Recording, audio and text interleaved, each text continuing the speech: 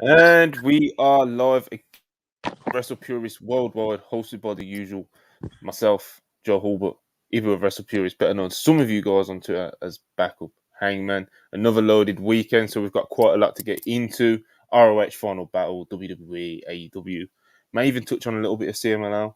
There's injuries, sicknesses, all kinds of stuff going on. But first things first, please like, subscribe, send any super chats of any questions, any takes, anything like that. We'll get them read out. Turn on the post notifications. Hope everyone's doing good to start the week. Starting with my fellow co-host, of course, Joe Hulbert. What's going on? Nothing much, man. I'm all business tonight. We have 824 wrestling matches to review, so I have no wisecracks, no silliness. I'm here to talk about the great sport of professional wrestling. I hope everyone is well. Worldwide underway. Yeah, we've got a lot to get into. Ibu, what's going on? Well, man, Joe, he's in that like LeBron James black suit shades playoff mode, you know, when he walks in looking all serious and shit. Yeah, I'm doing okay. I'm in the same mode. You're a sick bastard, Monty, and so you have us covering about 19. You do this all the time. I hear it every Monday, and we always get out of here by 1:05. You know, 1:05 my time, by the way, which is what 8:05 your time. You know what it is? You'll be fine, mate. You like the pressure of sweating. You know what I mean? I don't. You know, I don't like. I just like it when you know that you can't just ramble on and on and on and on. You know, yeah, that's you got a time limit to work under. You know, it's yeah. I don't, you know. we don't always need the soliloquies and the tangents. It makes you pick your spots better, you know. I feel like I'm booked for these 5-minute WWE speed matches that they're trying out, you know. Or it's like, get your shit in 5 minutes, kid. Good luck. It's like, well, you know. But nah, I'm chilling. I'm happy to be here. Stacked weekend of wrestling. A lot of it was pretty fucking good. In fact, I'm pretty sure every show I watched was actually good this weekend. So, yay wrestling, I guess. Nervous because I have a lot of stuff to cover in a limited amount of time, but even more nervous because tonight Gunther defends the Intercontinental Championship against The Miz, and the stipulation is if Miz loses, he can never challenge Gunther for the IC title again. Now, conventional wisdom says that just means they're just trying to add stakes to a Gunther title match. But I'm a paranoid guy, so like you always worry about worst case scenario. You know what I mean? You Hilarious thing to be worried about. Yeah, that's crazy. So you guys completely like you're not even entertaining like Miz like no. Really? Oh, absolutely no way. Even with that stipulation like that he could never challenge. Listen to this kid, bro. I know they're competent now, but it's the WWF. I think the match will probably be a lot better. Not even with the stipulation, you know. I hope, man. I hope so. I hope it's just to add stakes to a TV bout. Hopefully, you know. Hopefully, I guess. But yeah, man, we're gonna dive straight into it. I'm gonna give you guys the order, you know. Also, guys, thank you so much for supporting the Lio Rush interview last night. We talked to Mr. Rush, and he kind of gave us the state of affairs for himself. At the moment and his plans for the next year, and I thought it was a really good and open and honest conversation, and I appreciate everybody that showed up live and watched the interview. Yeah, man, it's good stuff. We did another interview as well with Joe Hulbert and Athena, Women's World Champion. You know, went on to win her main event. Lio Rush also tweeted earlier today that he has received a booking from a company that he hasn't worked for in a while. So it just continues the streak of good and positive things happening to wrestlers that have been interviewed by WrestlePurists shortly after the interview happens. You know, Leon Slater signed with Impact right after our interview. Swerve had one of the greatest matches of his career, probably the greatest match of his career. You know, oh, absolutely. He's been soaring ever since. You know, there's something to this, and it's what I'm going to pitch to the big names when we request interviews in 2024. Listen, man, Leon Slater. Scott D'Amore couldn't resist after watching the way he conducted business on the WrestlePurists podcast. You know, it's good stuff. But you guys want to do CM Punk after the Rumble or like before Mania? Like, what are you thinking on that one? Christmas special would be pretty good. He says he's not he's not doing it until he gets in the ring first. So, oh, we can wait. That's what I'm saying. What are we thinking? Like right after the Rumble, like February, March? You know, what are we doing there? Depends how he does in the Rumble. I don't have losers on the show, so That's a good point. Yeah. Yeah. Take that shit seriously, bro. Anyway. Right, we're gonna do SmackDown, Rampage, Final Battle, Collision, and that's gonna be the shows that we do. But Okay. we're recapping. We don't have to do it. There's no big pressure, Joe. I know you're looking up at the lights already. Joe's like pacing back and forth. He's doing the Brock. You know how Brock Lesnar hops up and down and shit. Like he's ready to start dropping suplexes. Like get ready. I'm just giving you the preview of our oh my review. God, real quick before Joe, have you ever seen Kurt Angle in the 06 Elimination Chamber? No, I have. I haven't. The whole match, it just cuts to him in the pod, and he's just like jumping up and down, shaking like he's like a fucking psychopath. Wait, what show is that? I've definitely New Year's Revolution 2006. Nope, I'm gonna have to check that out.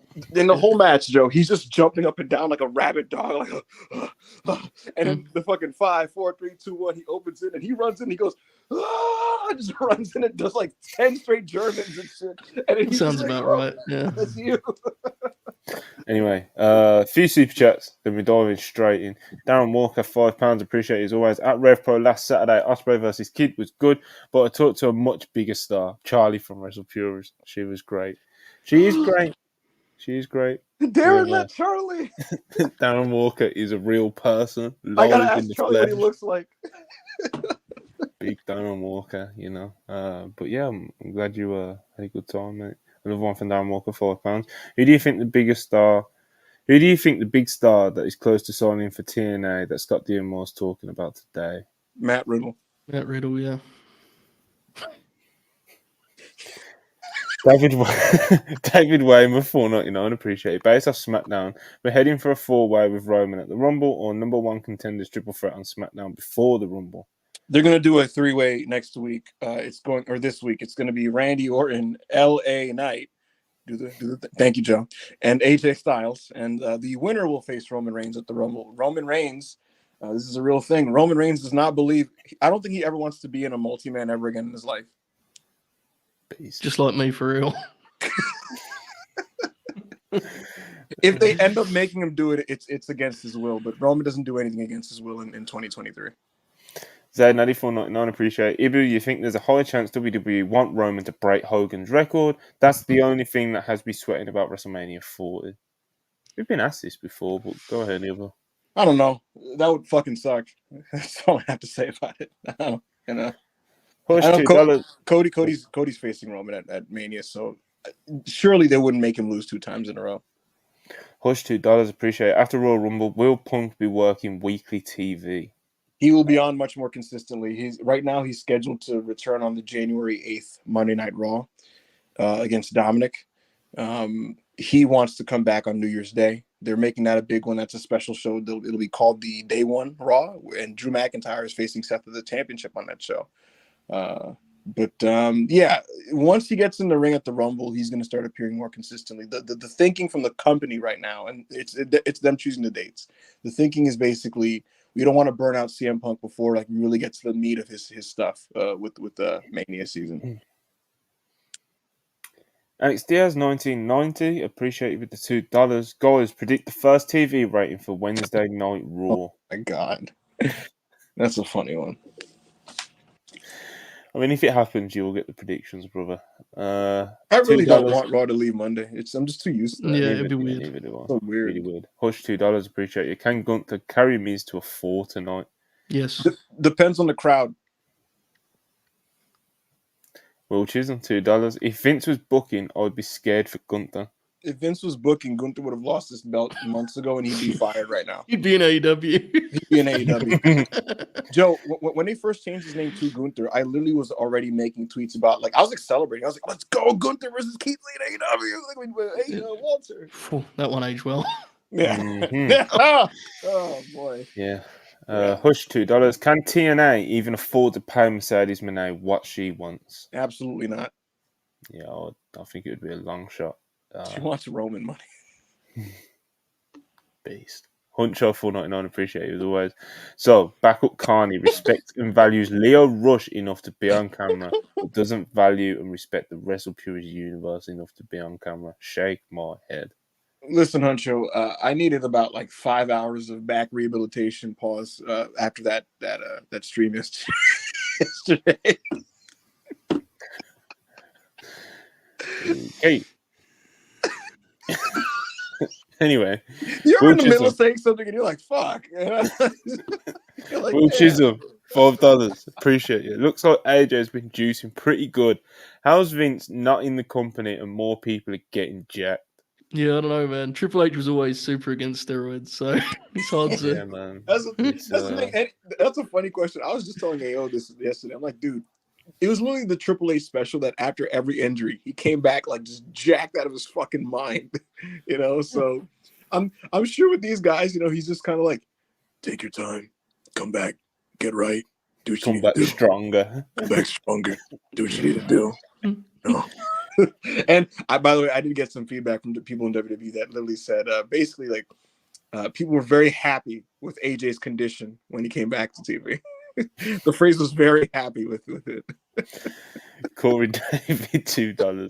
PC Baddies got another one. Need PC updates. What PC Baddies got another one? Yeah, there was like a Twitter thread with some WWE tryouts. Some people that were at some recent WWE tryouts. Literally every girl was off in like Instagram Explore page. So yeah, listen, mate. The look's a big part of it, brother. I genuinely think Sean like goes through like an athletics filter or something on this tab and just starts searching, and then he's just telling his people in NXT, contact this one. Sean don't know how to do all that, bro. Yeah. I don't know, man. Sean don't know. Love Sean though. Anyway, all right. SmackDown. AJ Styles came back looking jacked, as we just fucking mentioned. Roman Reigns, Randy Orton came face to face. Obviously, that means Roman Reigns was on the show. We actually decided to show up to work this week. Always a big occasion. And the shows just feel bigger when Roman's around. It may sound a bit, I don't know, like cliche or whatever, but it's just the way it is. The SmackDowns with Roman on this year have just felt bigger. They just have. There's a lot of star power, It just feels like there's a lot of star. You got Randy Orton in there. Roman Reigns is the man now. It's just... But Ibi, what did you think of Roman Reigns and Randy Orton getting face-to-face on Friday? It did nothing for me. I thought this was a pretty boilerplate promo interaction. Asking me to care about bloodline internal discord in December 2023 is a big one. I actually think Jimmy Uso's kind of recovered into a pretty solid chicken shit character. But again, asking me to care in December 2023 when Roman goes, the next hair is Solo Sikoa, and Jimmy's like, what? It's not me. I go, all right, cool.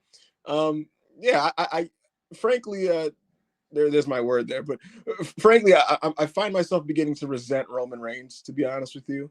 And Randy Orton's a big star, so him and Roman facing off, obviously it's going to feel big time. I'm actually pretty up for that matchup, to be honest with you. I just have this weird feeling, for whatever reason, maybe baselessly, that's going to be awesome. Yeah, actually, I like the show, but this opening segment did absolutely nothing for me. And yeah, man, Big Rome. People like Big Rome. It did 2.4 million viewers in that quarter hour. So, yeah, people just love Roman, So there you go. Good for him. Yeah, all the marks are starting to resent Roman Reigns a bit. So, I one time I DM'd Monty and I was just kind of like, man, SmackDown's gotten a lot better since Roman's just been gone, and we've been focusing on like Dragon Lee and like Kyrie, and he just replied like, Mark. I don't remember this, but it sounds accurate. Yeah, you just replied, Mark. Was Nick Aldis on this week? I think so. He's always he's the big man around SmackDown. He wasn't here this week. Listen, it was a long time ago, and there's been a lot of wrestling on, so I can't quite remember right now. But I don't think he's ever met Big Rome on screen. We need that one. We need him kind of going like. Well, he did help split up Cody Rhodes and Roman Reigns and had the big face off a couple of months ago. I guess I need him entering the bloodline room and being like, enough of this shit from you fuckers, you know? Like enough of this bullshit. Carmelo Hayes made his I don't he won his Smackdown debut, was it? Because he's wrestled on It was fine. You can say that. No one's yeah, going to be I'm calling it his debut, it was his with an debut. asterisk, Carmelo Hayes' debut in the Intercontinental Championship tournament versus Grayson Waller. And I thought he looked pretty sharp, to be honest. I thought he looked pretty good. I think he has looked quite sharp the past few weeks or so. Like even in the Alexis King match, like the match overall was like quite unfortunate. But I thought like his effort was like, fair enough. It was just like, it was just one of those days at the office though. But I thought this was quite encouraging, Ibra. Yeah, the thing about it is, and Joe mentioned this before, that him and Waller have familiarity, and so it was probably a pretty solid matchmaking call there to just kind of get him in there with a guy that he knows and who kind of has a feel for his offense, and then they just kind of worked a shortened version of the stuff that they've done in NXT. Carmelo Hayes is a wrestler that I actually thought benefited from an abbreviated match setting like this. He went about 7 minutes with Waller, and he did all this stuff that's like kind of quirky in front of an audience that clearly has never seen it before, and it kind of worked for them. Like he's doing all this leg offense, and they're like, "Oh, that was cool," and "Oh, that was kind of cool too." And Waller himself, I mean, he's no Eddie Guerrero, but I think he's kind of him. In theory, I have to begrudgingly admit that they've kind of developed into decent little mid-card heel workhorses on this show. They have these nice little short TV matches, and I thought this was very successful. And I just thought this was a very successful debut for Melo, and I thought he looked good, and it was a good win for him. He did. Joe, do you think Carmelo Hayes can quote unquote make it on the main roster? I think he can have a very successful main roster career. I'm not convinced he can be a main event player for like, I'm sure he can flirt with it at times and have moments in that role, like often underneath guys do. But I think generally he'll be a guy who you're looking at, IC champ, US champ. I think he's a very talented dude. I do think with the way the roster's currently trending, his size could be an issue, right? We are back to it's kind of back to being land of the giants in some ways. But I mean, I think I'm somewhere in the middle on him where I know there's like two extremes. One thinks he's going to main event main, and the other thinks he absolutely sucks. And I kind of find myself increasing in between. Just like, I think he's a talented good dude. I'm not sure he's going to be a world champion, but it also wouldn't shock me either because he's charismatic. I think his presentation's cool and stuff. So there's something there for sure. Yeah, there's definitely something there. Kevin Owens defeated Austin Theory also in the Intercontinental Championship tournament, which is setting up. Yeah, you didn't correct me last time. I didn't know, and I thought about it. I was like, wait, no, this is the other belt. This is the one that held by the jackass. Yeah, the one, the US title tournament. The winner of the tournament's going to face Logan Paul. But yeah, this is set up Carmelo Hayes versus Kevin Owens for next week because Kevin Owens, of course, defeated Theory in a very, very nice match, man. This is a nice match. Probably one of the better Theory matches of the year, you have to say. Yeah, this was tremendous. I thought kind of half handwork match, half moves match, right? Which I think Kevin's kind of the perfect opponent for Theory in that he forces him to be aggressive and be intense, but he also will play ball with him and do some of his more expansive offense and kind of work I want to say indie match is so lame, but you get what I mean, right? Those kind of back and forth sequences. I think KO, honestly, he's not a wrestler of the year candidate or anything dramatic like that. I think his 2023 deserves more love overall for just how every time I've watched that dude wrestle a TV match, it's been worthwhile and has a distinct personality and feel. Yes. He brings him to life in a way very few dudes do in that entire company. So shout out to KO. He's still honestly, ever since he was one of the first guys Triple H hung his hat on when he first took over creative and was like, I want to prove a point that we're gonna have longer, better wrestling matches. Kevin Owens was immediately one of his go-to guys for that. And ever since then he has been grafting. Kevin Owens has been grafting. It's crazy, Monty. You're completely right because I don't know if you remember the first Triple H Raw. Kevin Owens paralyzes Ezekiel with an apron powerbomb in 2 minutes, and the next week he goes 20 minutes with Drew McIntyre and follows it up with an 18-minute match in Toronto against Chad Gable, which was fucking fantastic. And it was even for me as a viewer, and I've always loved KO. I was like, oh yeah, this guy's a monster, And Yeah, I totally agree. I'm gonna let you guys in on the secret. So WWE has people that produce matches, right? There's certain wrestlers that they produce their own. They put together their own matches, and the producer basically just signs off and puts their name on it. And wink, wink, nudge, nudge. Kevin Owens put this match together against Austin Theory.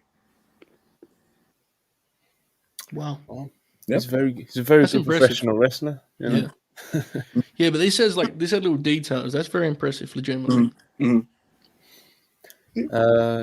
Also quite impressive was the Kabuki Warriors versus Selena and Mia Yim. Kabuki Warriors look pretty good in this. Always like seeing Mia Yim get the opportunity to wrestle. It's good seeing Zelina back because I know she was ill last week, even though she was on the show. But this looks quite impressive, Ibu. Listen, man, I feel really vindicated because all year they've been very negligent of Mia Yim, and she had a couple quiet injuries there and some personal issues that were never publicized. But even still, there's been many times where she's been available, and they were just kind of content having her be like a valet. And I think she's one of the Joe used to always talk about how like in Triple H's women's division, there's a gulf between the main eventers and the underneath, kind of jobber type women. And I think she's perfect for that middle section. I think she can go. You can throw her out there in a 6-minute Smackdown match against Kyrie or Io and have a good wrestling match that she can eat a pin for. And I think they need to kind of like recognize that more and utilize her in that role. I thought she looked really good here. I thought she actually made Asuka look like better than she's looked recently. And I was very satisfied and happy to see that Kyrie beat the Wash allegations because her match with Bianca was horrendous, and she looked very competent here doing tandem offense with Asuka, so much so that the way to go in the future for the next little bit here may be just having them tag again because they brought the best out of each other, to be honest with you. And I thought this was a really smooth match. And Zelina also she was very sick doing this match, but she powered through, got really over with the Office for doing that, and she looked good in the ring with Kyrie. So I thought this was good. And I'm happy that Damage Control stated that they're going for the women's tag titles because it's time to make that matter again, or maybe matter for the first time ever. I have a bad memory with that, but yeah, it's time for them to get those belts. And I thought this match was pretty nice. I had a good time with this. Yeah, man, good stuff. The Santos Escobar Street Profits Bobby Lashley video package back and forth. Of course, promoting the United States tournament match, which I think is next week. Yeah, correct. Yes. But yeah, Ibo, I know you got quite fired up about this one, so go off. Oh, it was awesome. Santos. The screen is like smoky, and you just see him emerge, and he's in his like open up Scarface ass suit, and he's just kind of like Bobby Lashley. And I'm like, what's happening here? And you start hearing these Aztec sounds and noises, and it's like you're just hearing him talk about like Legado and like Mexico and Lucha Libre and shit. And he's like, Bobby, you have a full sense of bravado because you have those nice suits. And it cuts back and he's like, I get it. I like to dress myself. And he kind of pops his collars and shit. But yeah, no, it was basically he was just kind of getting his shit off and talking his shit and basically, preparing for his match against Bobby in the second round there. And it cuts to Bobby when Santos is done, and he's in backstage with the Street Profits. And the Street Profits look like fucking like they're in the Nation of Islam. First of all, black. Yeah, they live there. They live there in the Nation of Islam. And Bobby takes his shades off, and he's kind of talking his shit back. And Bobby, as much as we love him, like he's a bit of in the past, he's been a bit of a clunky promo, sort of. But here, he just kind of came off like a sauce god. He's just like, yo, Santos, you don't want these problems. And like, like Montez and this guy Dawkins are kind of getting their little ad libs in and stuff, and they're just like, you don't want it. And clearly, they've made the adjustment to make these guys baby faces, and lo and behold, it's much better. It was never natural for them as heels, and the act wasn't coming together. And now that they're just letting them be good guys, but by just simply being cool, it's coming together better. I like this package, and I gotta say, the Tribute to the Troops episode, the U.S. title tournament matches were nothing. This week between KO and Theory and Melo showing much better, and this Santos Bobby thing actually feels pretty big, relatively speaking, and it's because of how they've built those two guys. So good stuff. Dragon Lee also, he's going to be facing Butch next week, which looks to be a fun match. Randy Orton beat Jimmy Uso in the main event. AJ Styles returned, as we already touched on. And AJ Styles also surprisingly took out LA Knight after he made made the save against the Bloodline. What was he thinking? Of course, like I said earlier, we've already kind of touched on it. Someone asked earlier, like maybe there'll be a three-way to decide on one contender. Maybe there will be a four-way or Rumble. Ibu seems to, maybe he's been told that it will be a number one contender's three-way for a singles match at the Royal Rumble because Roman Reigns allegedly hates multi-man matches. So that's that. Okay, SmackDown, tick. AEW Rampage, the only thing I think we need to focus on this one. Also, are you guys familiar with Lone Wolf AJ from 2013? Yes. When I asked, No, hold on. Next week's tapings we'll get to. Is that a spoiler? Okay. You know? Is it? I think I know where he was going with it. Oh, I haven't read a single spoiler. I just asked what's the mindset of what's going on with AJ. And my response is literally, remember that Lone Wolf deal he was doing in TNA? And I went, yeah. And then I just got a thumbs up. So I was just like, okay. Yeah. Fair enough. Okay, AEW Rampage, moving on. Actually, you know what? Super chat break. Hush, $2, appreciate it. Does Triple H no longer rate Candice LeRae? Indy Hartwell, I understand. That's quite harsh, mate. You nearly killed Joe.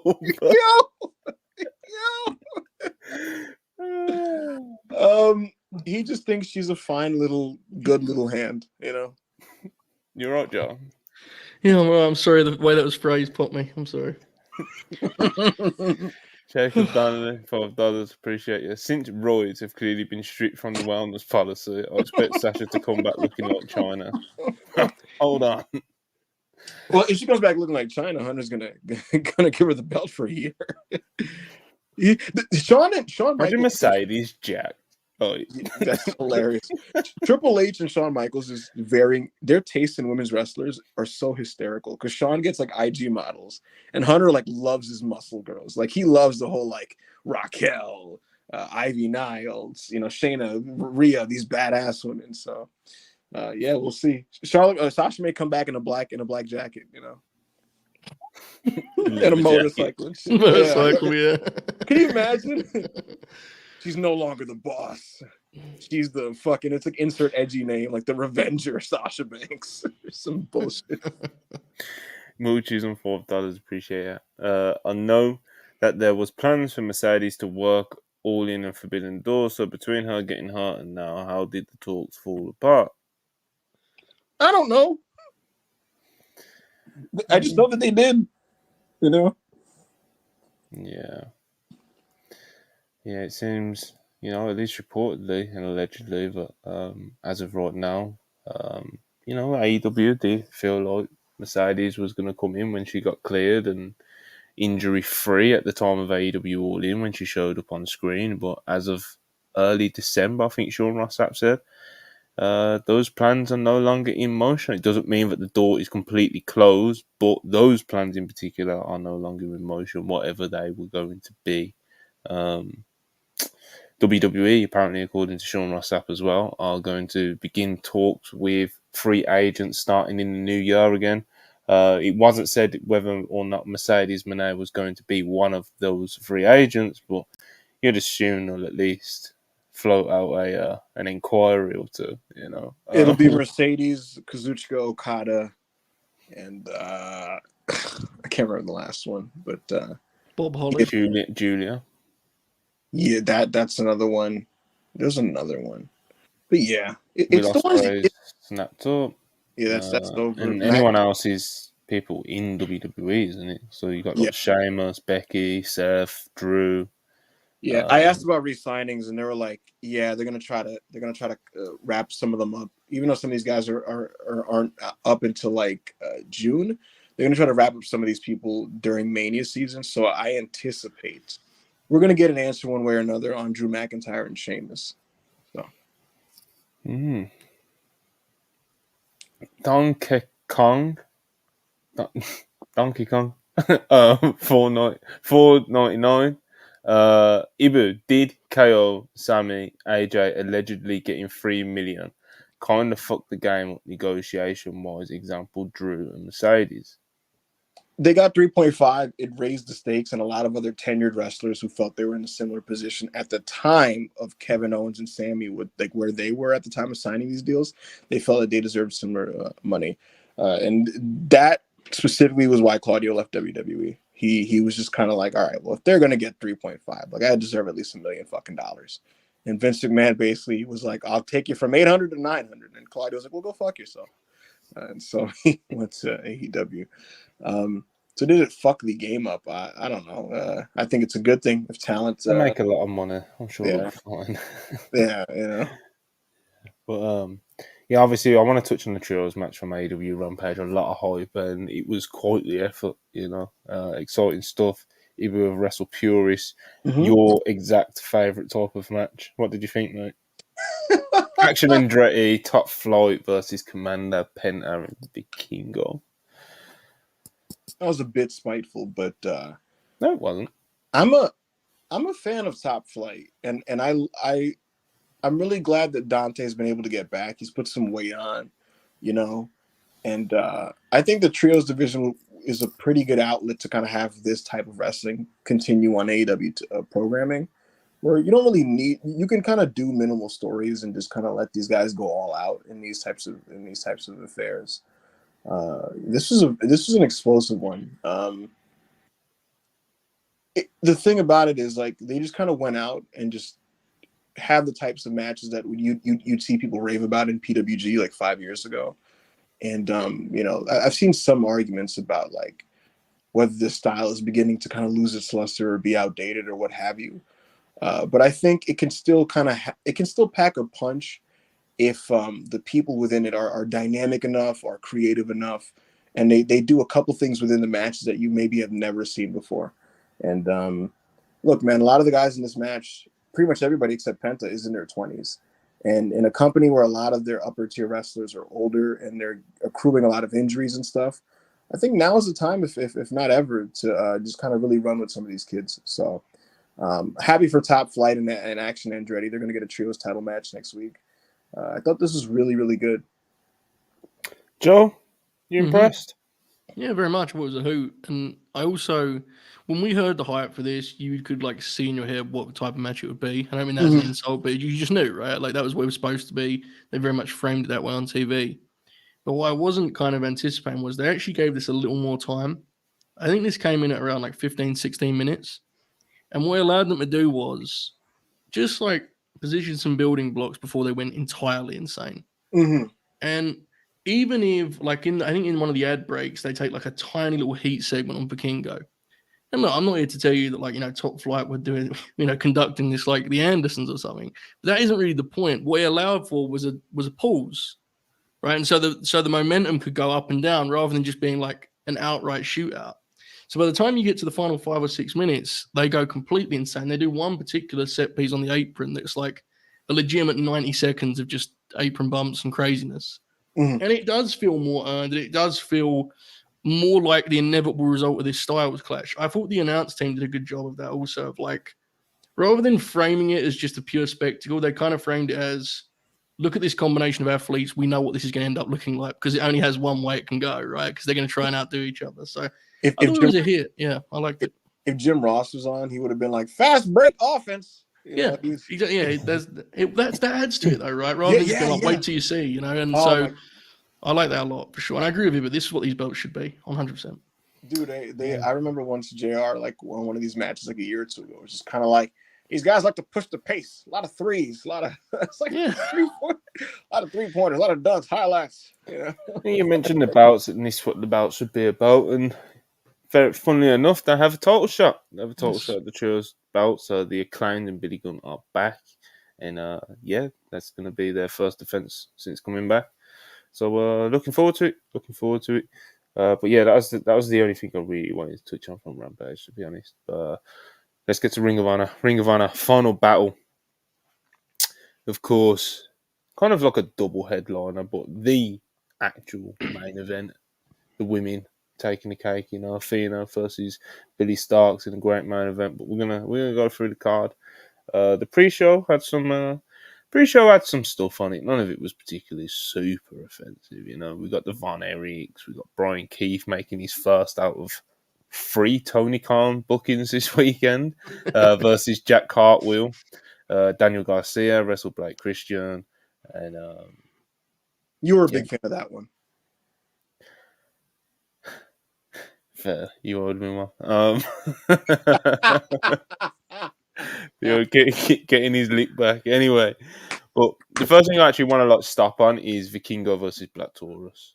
Black Taurus, it was almost like a showcase for him at the start. Yeah.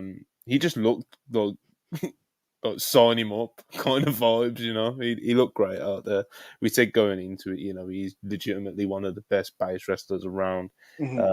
He can put the most wild of lucha dynamic wrestlers in front of him, and he'll make it work. And I thought he did so here. And Vikingo, of course, is Vikingo. Ian Riccaboni killed me on commentary. You tweeted about it. Poor Vikingo, man. He does some really spectacular stuff, but he tries some really spectacular stuff, and he was trying to get this one dive where he I don't know, he spins, gets on the rope, and does a backflip, and he couldn't line it up right, and he attempted to do it twice. It weren't happening, and Ian Riccaboni said he was faking him out. He was at the fake out. Hopefully, Ian. It was a good match, though, man. It was a good match, though. We won't focus too much on that slightly unfortunate happening. It was just very funny, It looked to me like Vikingo may have got a little banged up on the. I think it was pointed out to me the early Samoan drop where they super rotated on. And he just crushed him with it. Because after that, Vikingo did look a little bit out of sorts. Now, him out of sorts is very different to another wrestler out of sorts because he still will do stuff that's superhuman. It wasn't I think it's fair to say it wasn't his sharpest showing, but on the other hand, Black Taurus had himself a night, man. If he's going to get a contract, this would be a big part of that because he's always impressive. I thought he looked great here, and to Vikingo's credit, like you mentioned, Monty, I think they pretty clearly put together a match that was going to kind of shine him up and make him look good in this occasion. So yeah, this is a really good way to start the show. Absolutely. Taurus is very, very good, isn't he, Evo?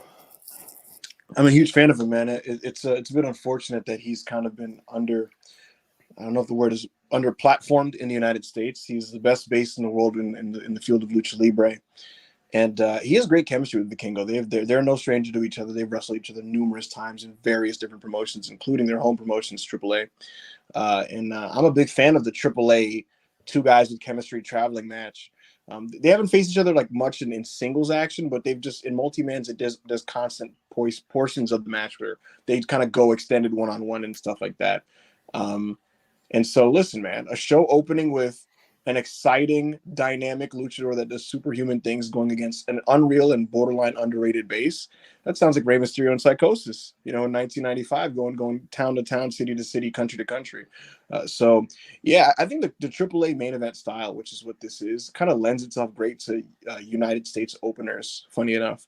And it's why I get real into when these guys come over and they have these types of matches over here. I was a big fan of that 4-way on the Ric Flair show because it was very similar. This wasn't quite as good as that, but this was a nice match for the reasons you guys all outlined. Taurus is awesome. You could sense the crowd. They're playing along and booing him because that's the roles that they were doing. But at some point, midway, there's a clear realization oh, fuck, this guy's awesome. Yeah. They're God damn, he's doing some fucking explosive things. So yeah, I thought this was a good time and a good opener. Yeah, mate, it's good stuff, definitely. Next, we had the Mogul Embassy ROH World Six-Man Tag Team champions defending against TMDK. Bad Dude Tito getting that Tony Khan booking. Kosei Vegeta and Shane Haste.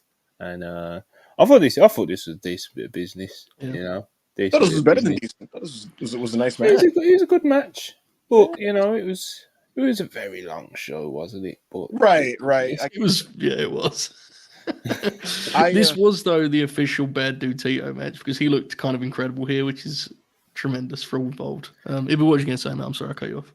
No, you're fine. He had a hilariously fun hot tag.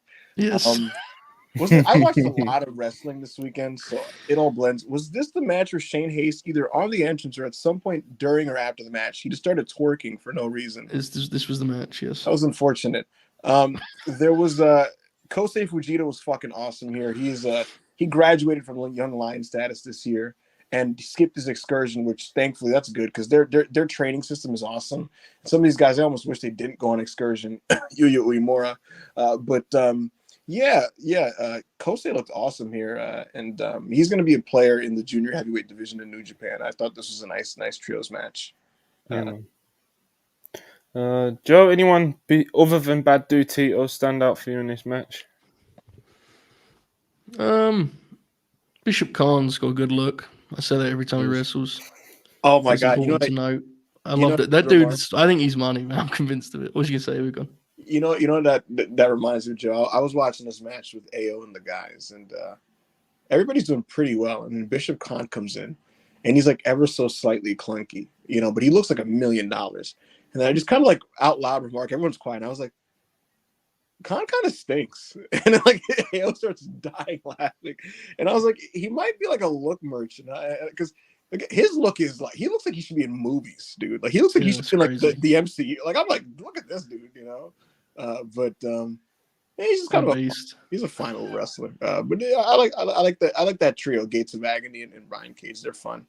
It was genuinely a good match, but I think as we've all kind of realized while talking about it, there was another 15 matches on this show. So by the end of it, you don't remember much, unfortunately. I have to revisit the game tape to give you any more insight. I remembered better because unlike you maniacs, I watched this entire show in 3 sittings. Which is hilarious. Yeah. Yes. And on the third sitting, I just thought to myself, I couldn't imagine seeing all of this live, like in one go from beginning to end. It's a pretty intense. It was a really good show. We need to be clear about it. I really enjoyed the show. And there was a lot of quality on it. But watching it over here too, that shit ended at like 5:05. If you were there live and you were attending the scrum, it's like a 7-hour deal. Before we move on, Monty, I found this out yesterday and it kind of broke my heart. And I felt like I just found out it's real. Prince Nana, the beloved future winner of Best Non-Wrestler, I found out that his accent is a work. And I couldn't believe it. My friend told me, and I was like, that's bullshit. And I sent him a link. It was an AEW Unrestricted podcast. I was like, see, it's the same thing. And he's like, dude, that's kayfabe. And he sends me another link, and it's him on Renee Paquette's The Sessions. And she's like, we're here with Prince Nana. And he's like, how's it going? I was like, what the fuck? What? Bro, this is crazy. It's 2023, man. What the? Wait, he's a grown man, Prince Nana. So you guys knew that wasn't how he sounded. Yeah. How did you react when you found out he wasn't a real prince? He's not. Wait, well, hold on. That's complicated. To be fair, that's complicated. He's royalty. To be fair, on the Unrestricted show, Shivani's like, we're joined by Prince Nana, and he's like, hello everybody, it's Prince Nana here. We are in the money. We're going to be in the. That's real graps. But then on the Renee show, he's like, yeah, how's it going? I'm just here chilling out. And I'm like, what? I was like, wait, what? So heartbroken. I don't know if I'll ever be able to see him the same again. I hope he kayfabes the boys too. Can you help me with my match? Of course, come to me, let's talk. I hope so. I hope he does. Back to final battle. Ethan Page defeats Tony Nese in an I Quit match in about 20 minutes. And I really respected this effort. I thought they did themselves some justice, Joe Hall. But what did you think? Oh my god, this was an absolute blast. They did like a territory brawl. Ego run the razor in the first couple minutes. They did like a bunch of horse shit on the end. They did a whole Scorpio Sky thing that wasn't even the finish. There was a big walloping chair shot down the stretch. This thing way over-delivered, and the real talking point, whether you liked it, disliked it, somewhere in between, the people really cared about this, and they saw Ethan Page as like a major babyface that was worth, rooting for, like he was one of those territory stars that they were kind of trying to evoke. So, this was relative to who they are and what they've done historically, especially in this promotion. This thing was like a home run. I'm really happy for both guys. And I think Ethan's scrum, I think there's lessons to be learned from the way they've both approached this. Really, really good stuff. I was very happy for them. Ibu, you think it over-delivered as well? It was about what I expected, to be honest with you. Because what we failed to realize sometimes in the wrestling landscape is there's a lot of underpushed wrestlers that are quite talented. They're just, there's just kind of clogged at the top or in the upper scenes on TV. And there's guys who are good, but they're not necessarily TV stars. And then there's guys that are good, but you wouldn't push them over people that are already pushed. But like you look individually, Tony Nese has been a good wrestler for years. And for sure. Ethan Page is a more than competent professional wrestler himself. So in a show where they're gonna have the platform to have an I Quit match, I literally saw this on paper and said they're gonna bleed and have like a dramatic wrestling match, and then that's what they did, and it was good. This would have been on the mid card of an ECW pay-per-view in like the late 90s, where like it's these two guys that like the hardcore fans, like, they don't see them as Rob Van Dam or Jerry Lynn, but they're very solid and they're gonna like over deliver in like a hardly worked hardcore match. This would have been like a Carino CW Anderson match, or like fucking Tommy Dreamer and Just Incredible in the middle of the show. 3.5 stars, a lot of blood. The crowd gets into it. You know what I mean? Over ambitious. Very similar. This is what I got out of this. But kudos to both guys, man. They had a nice match, and Ethan Page, he has a pretty good attitude about being in Ring of Honor. So good for him. Yeah, man. Success. Nyla Rose quickly defeated Vixen in about 2 minutes. And then next up, the vacant ROH World Television title. Hey, I had opinions on that Vixen match, you motherfucker. Shame. Yeah. ROH World Television title, Survival of the Fittest 2023 6-way elimination match. Kyle Fletcher ended up getting the win here versus Brian Keith in his second match of the evening. Dalton Castle, Commander, Lee Johnson, and Lee Moriarty. And I thought this took a minute to get going, but by the end of it, I thought it was very, very successful. And Kyle Fletcher ended up coming out of this looking very, very good with a belt. Ibu, you like this one? Yeah, I did. So Lee Moriarty took a lot of this early on, and he was kind of a subtle de facto heel and getting pins on people that people liked. Dalton Castle remains the guy who's over always in all these live arenas, so good for him. I don't know how I feel like Lee Moriarty in general is really stagnated as a performer, and it's kind of disappointing. I just watch him now, and I'm just like, he's not any better than he was like 2 years ago. And I don't know what the answer is to kind of change that, but it's just something I took away, personally speaking. Lee Johnson, kid's fine. He works hard. God bless. Commander is he's getting sharper on like the stuff that he does that like works. He's getting sharper at all that type of stuff. Kyle Fletcher, great size. I get why AEW likes him. Again, great size, good, well-built kid. You know what I mean? I thought the closing stretch here was pretty spectacular.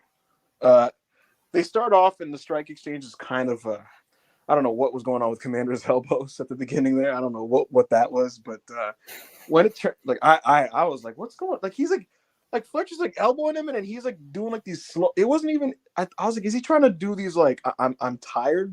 I didn't know what was going on, but once they just turned into them doing bombs to each other, sick stuff. Kyle has a great brain buster, and then the big near falls. The fans got super into like the way they got into this match. Like it was intoxicating, to be honest with you, and like it's hard not to kind of get with it. You know what I mean?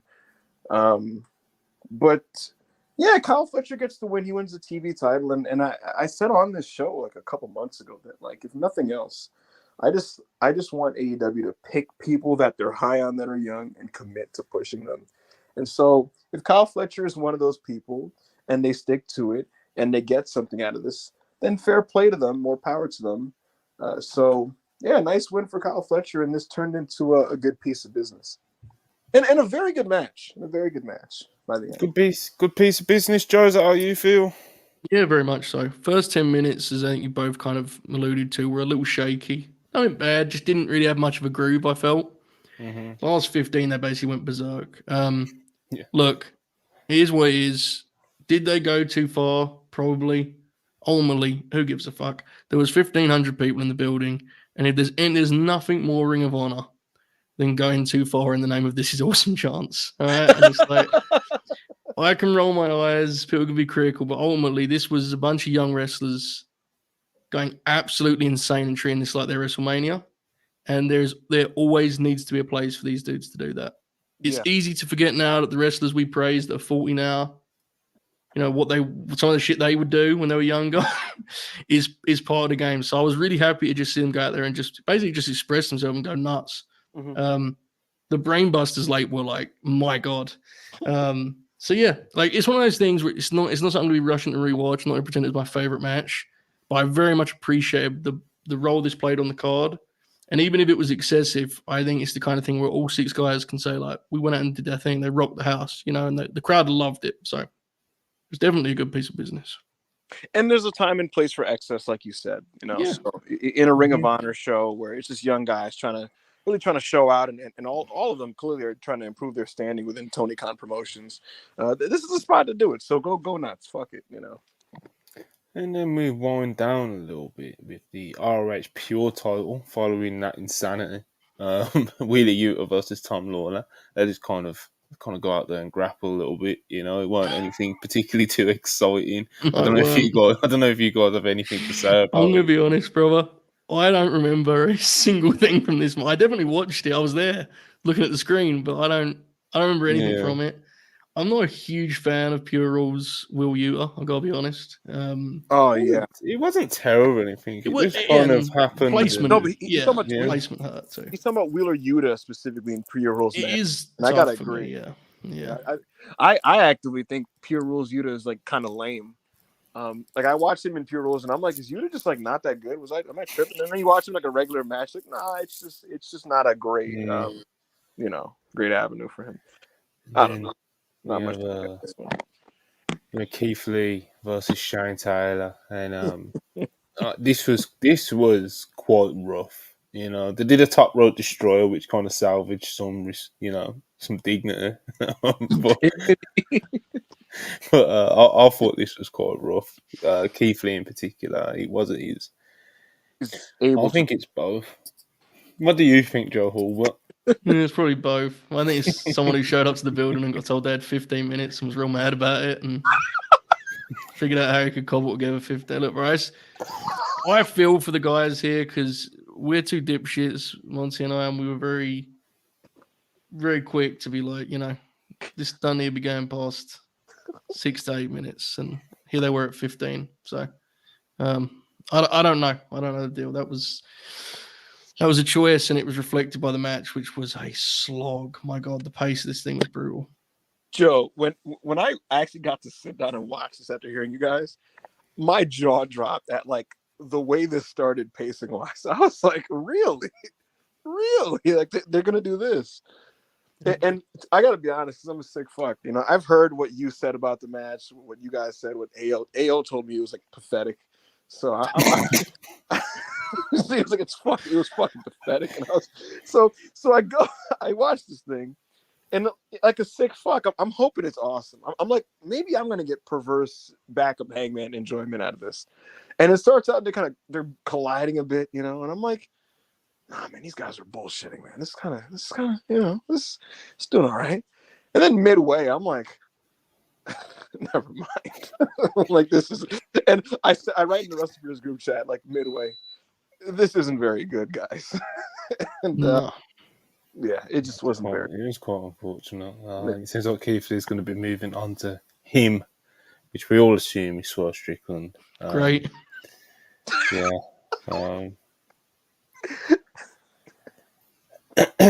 Up in the fire, coming into the fire. The theme is still funny though, for real. The fire, Lee, fire, Lee, fire.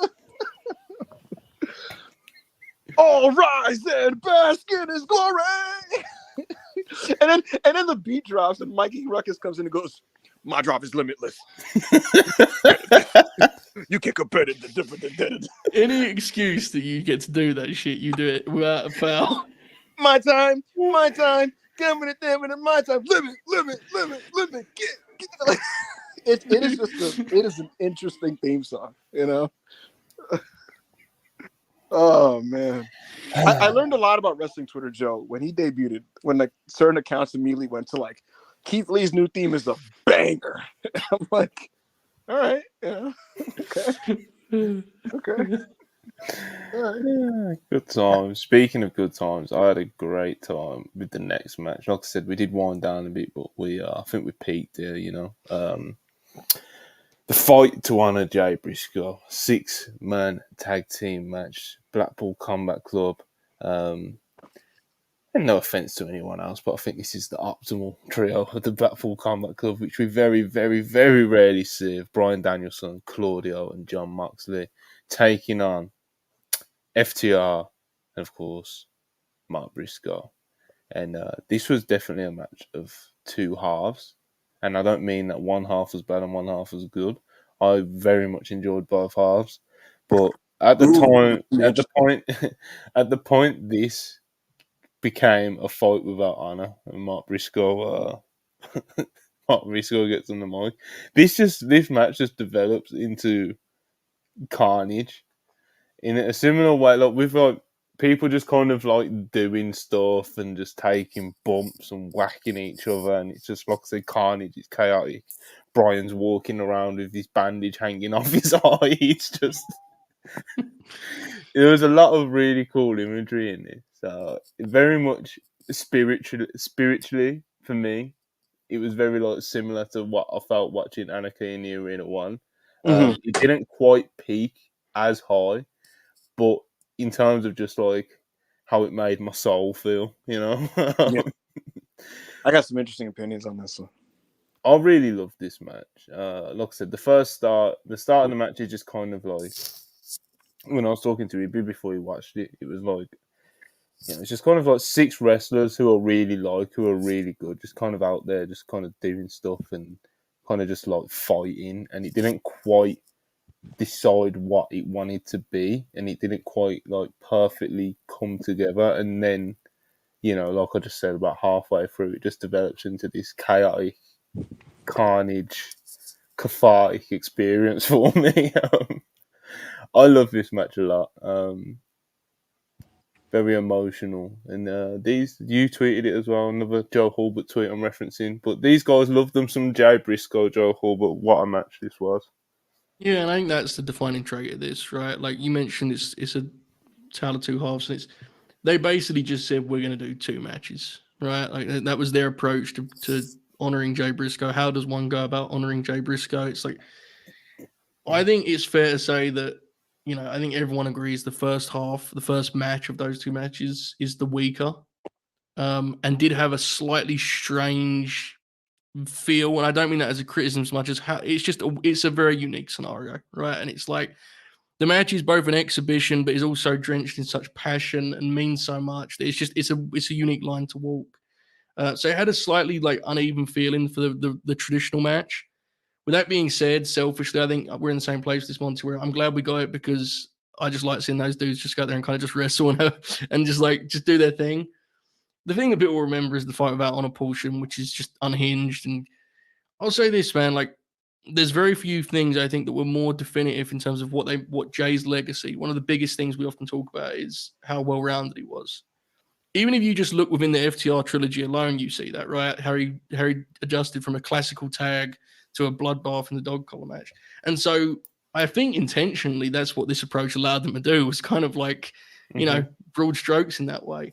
Look, we used the word excess earlier. This absolutely is excessive. It's gratuitous, all those things. I have no interest in, using that as some sort of like knock against this. What they were trying to do here was so sincere that I just appreciate it as like, these dudes really, this meant a lot to them. Let's be honest, there's some real big stars in this match, and all of them are all stars. That was not a big house on Friday. And they wrestled this thing like there was a stadium there, because there is nothing more Jay Briscoe than that. So to me, it's a match about his heart and his feeling. And in that way, it was very moving. Like as a match itself, it does have issues, but who cares, bro? It was a fight to honor Jay Briscoe. And as a fan, it meant an awful lot. I think so. There's that. Yeah, man. Like I said, touched my soul, brother. You know. Yeah.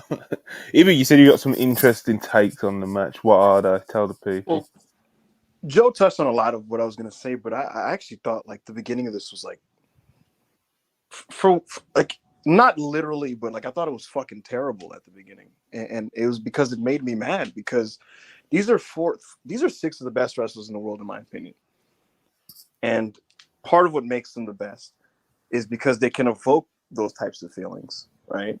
And so to see like just a dispassionate exhibition of just cold wrestling, I felt like I was watching like an October Collision or something.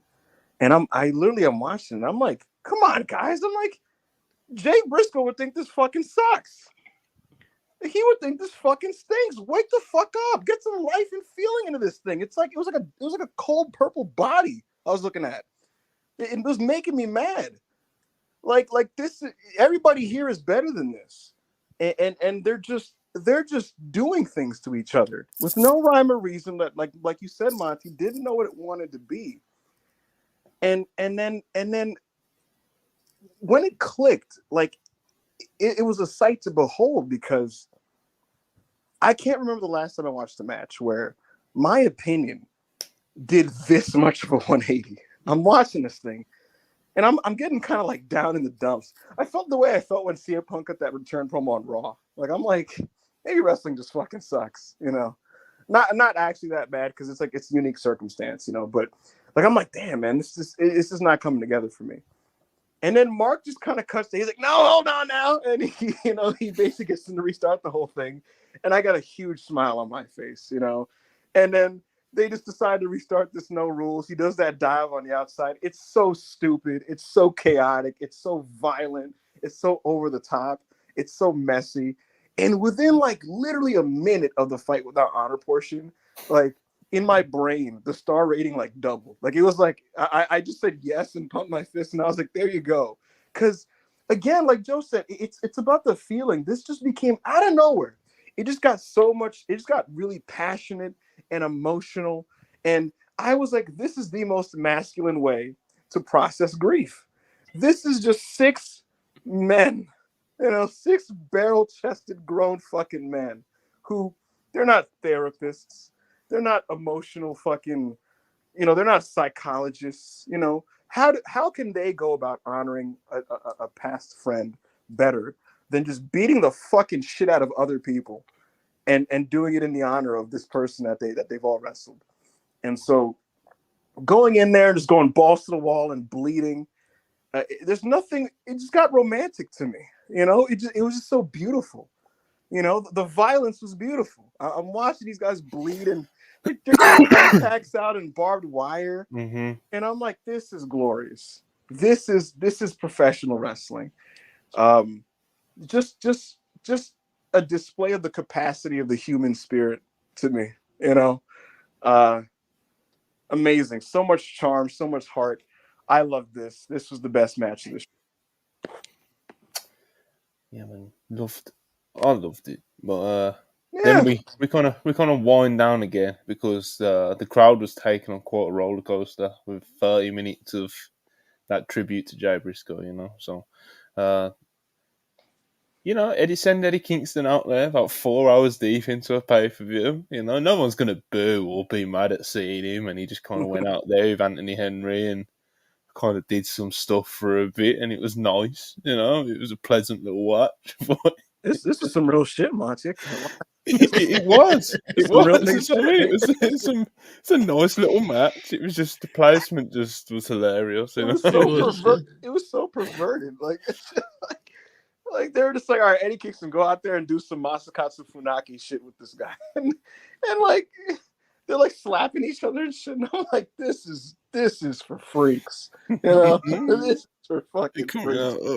Yeah, it was awesome, bro. Eddie going to the body. Yeah. He hurt him with a liver shot, and Henry like crouched down. Joe, you know what's the funny thing? When dudes do this on the indies, I get so mad because like this started to become a wave on the indies where everybody just thought they were Nobuhiko Takada out of nowhere, and Henry I think is prone to that at times, you know.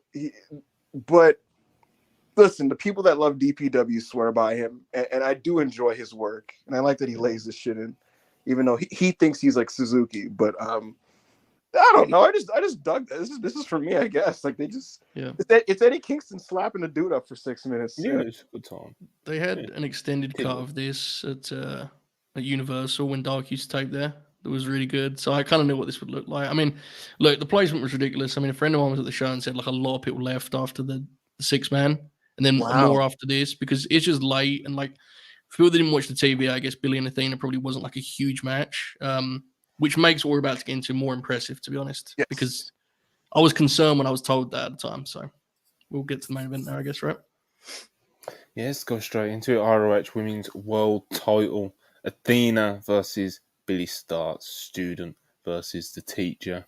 And yeah, very, very deep into this show. I think the live crowd was probably there for like 5 hours at this point, you know, including the pre-show and everything else. And, you know, some people got there extra early as well. So, very tight crowd, and the crowd wasn't exactly huge to begin with. But, you know, the crowd definitely wanted to get behind this, you know. And when I was talking, I can't remember who I was talking. It was one of you two I was talking to about. It's like, the crowd wasn't like, it wasn't exactly Rock Hogan, where it was just like this continuous stream of pops, but like there was definitely an investment from the crowd, and they popped at the spots where they needed to. Do you know what I mean? So in that sense of atmosphere, it definitely wasn't a failure, you know. But it was a invested, tired crowd, you know. But nonetheless, I thought you were going to use the term you used yesterday that killed me. You were like, it's a veteran crowd, you know, that they picked their spots. They knew when to pop, you know, and they saved their energy to pop right at those moments. Like a veteran wrestlers, but it's a veteran crowd. Yeah. But Athena was absolutely tremendous in this because, of course, she fucking was, because she's Athena and it's what she does. But even for her standards, she was very, very good in this. And when me and Joe were previewing it yesterday, it kind of did come to fruition in the sense is that like there would be moments and there would be like certain feelings that you'd get from Billy Starks being like a bit soon for this spot, and there was times where it was a little bit rough around the edges in that sense, and it wasn't particularly the smoothest from her, but it didn't really matter, you know, because Athena's just that great, and Billy Starks showing enough like fight and grit and intensity and stuff throughout the rest of the match and throughout where she needed to, and they just delivered in the main event, man. They did what they had to do out there. This was tremendous, and everyone comes out of it even better. Athena, of course, got the win. A lot of people were expecting Billy Starks to win, but long may she reign, Joe Hulbert. Yes, indeed. This was my match of the night, and my match of the weekend, actually, for that matter. I thought this was kind of staggering in what it achieved, because here you have a matchup where you have a bully heel and an underdog babyface, and they're wrestling in front of a tired crowd, a crowd that isn't necessarily aware of the television build, and perhaps most troublingly, they were in Garland and they wanted to cheer Athena. So that was pretty difficult to navigate. But Billy was such a good babyface and Athena was such a good heel that by the end of Athena's big-time heat segment, we were at dueling chants, right? The people were saying, well, maybe we do want Billy Starks to win this match. Then Billy's comeback allows her to go into like showing some aggression, which does two things. Firstly, it matches the build, which is all about that, bringing that out of Billy. But also it allows the people that want to cheer Athena, it gives them something to cheer, right? Because now you're in a shootout and it's back and forth. The last 10 minutes are an epic. And if you're going to do a final battle main event, I think we all co-sign. There's nothing wrong with that. Go for it. Do that, you know, play those hits. They got pretty damn creative with it, though. There was some wild stuff in there.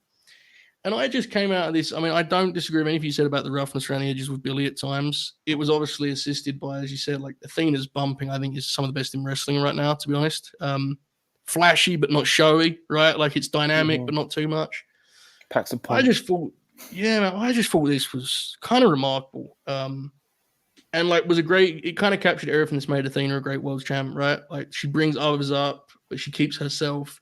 She doesn't sacrifice anything around performance. She demands a high standard. So I love this match. I thought it was way exceeded my expectations because I said on Friday I had some slight concerns, but I thought it was great. Yeah, another success on the show, we Bill. Yeah. I echo Joe's sentiments. I thought this match was sensational. And I'm in love with Athena's physicality. Like, when she has a heat segment and she's beating you up. You know, it looks like she's kicking the fucking shit out of you. When she throws a girl into the fucking steps or the barricade, she is throwing them into the steps and the barricade. And so, on that level, it's compelling. Kind of like when I watch Gunther's heat segments, I just get this joy, this indiscriminate joy, watching this person just just kick ass. And so off rip, we're off to a great start because she's kicking her ass like that, right? And again, this is a crowd that, like you said, Joe, wanted to cheer Athena, but because of just how much she was just bringing the pain, the fans almost are inclined to just now be at least a little bit sympathetic towards Billy Starks. And generally speaking, I'm an emotion over execution person, and so is Billy Starks' stuff the tightest, the smoothest, the crispest at all times? No, I actually don't think her tope, for example, is particularly good. But it didn't really matter because, this is a cliche, but they just told a great story here. And they told a story. Athena's guiding it. She set the structure up where all Billy has to do is fill in when she needs to fill in, and this just turned into an awesome match. It kind of felt like an NXT Takeover main event from a layout standpoint, and when it came to like the big near falls and the drama, which I mean that's neither good or bad. It's just what it was. Actually, I'm leaning towards good, but yeah, like they had an NXT Takeover layout, but with Athena guiding it and adding her just her physicality and everything, and just yeah, I thought this turned into an excellent match. I'm actually, unlike you, Joe. I'm not surprised that this was as good as it was because I'm running out of superlatives to describe Athena. I just this woman. Anytime I devote time to watching her, she never fails to just deliver. And on some level, it's bittersweet that it's in a platform where not enough people are seeing it. But I think we're getting to a point now, at least in this online circle, where people are getting clued in and smartened up to what this woman is doing. And I think it's a testament to her greatness that you're almost forced to at least keep an eye on Ring of Honor single-handedly because of her. So this was a triumph for the many reasons that you laid out, and I thought this was fantastic. She didn't win, which surprised me. It makes me wonder what the direction is long-term there and what's going to happen there. But yeah, this is fucking great. Yeah, huge success, definitely. ROH Final Battle, it was a good show and it definitely had some really great peaks on it, but it was just probably like 3 or 4 matches too long,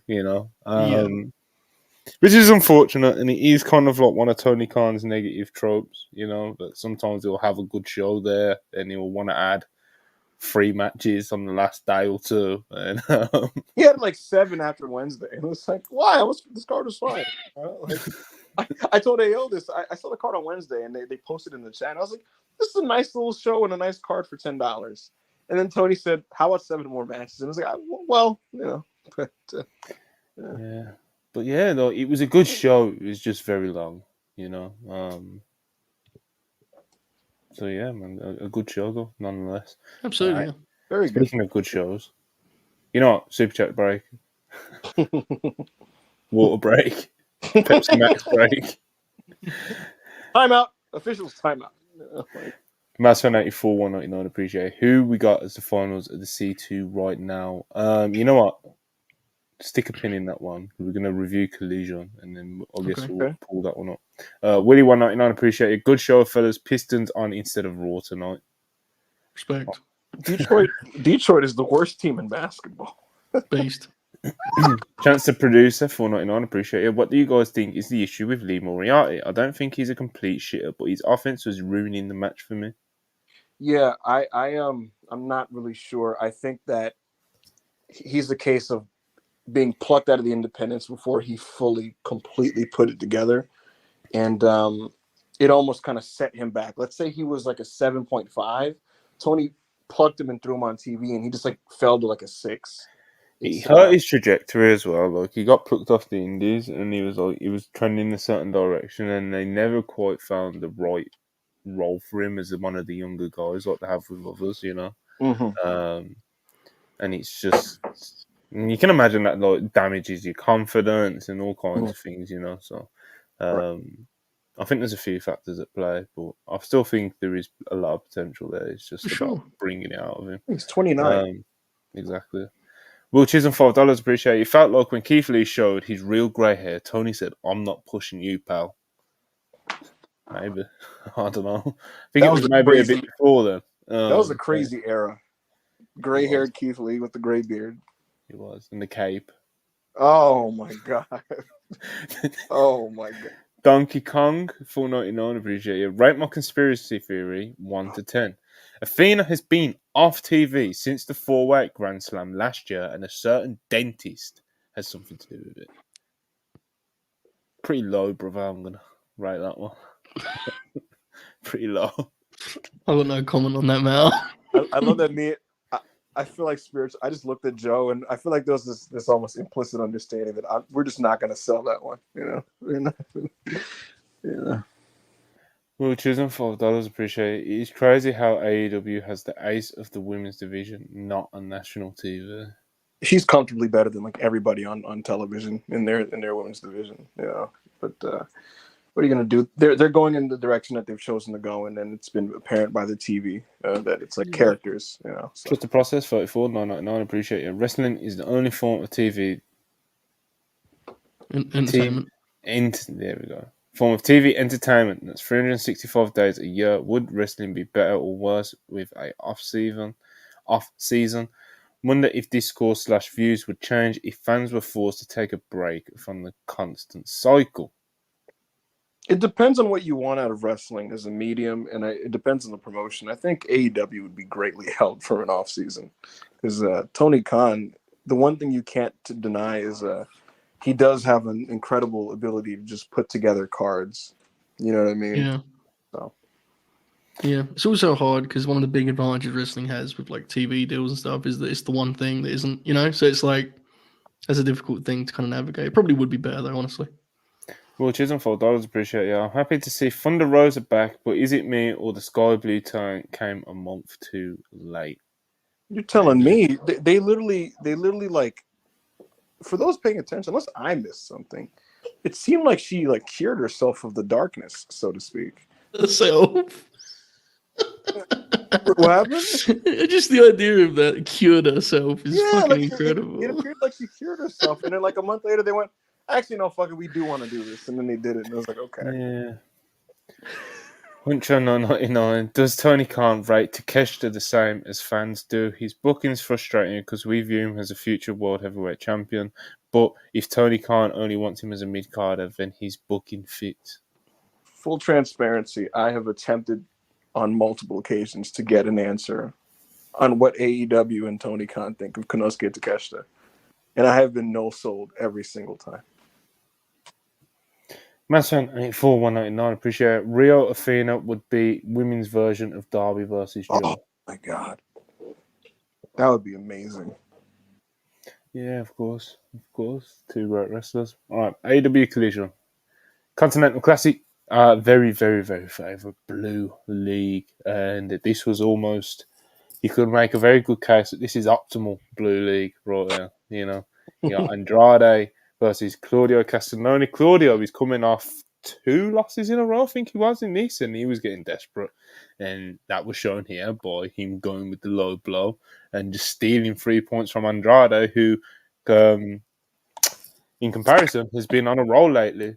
And, he had 3 points stole off him here. I thought this was pretty decent. I didn't think it was the best match that they could have had, but I did enjoy this quite a bit, Joe Hulbert. Yeah, I think it was, they worked it very much like an opener. It was a good wrestling match. I had some fun, and it gave me Smackdown 6 vibes, fellas. We're awake to that era. Yeah.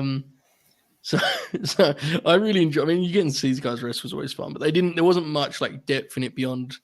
Look at these two awesome pro wrestlers kind of whacking each other and exchanging positions. So finish was great. Nigel McGuinness' call of the finish was even better.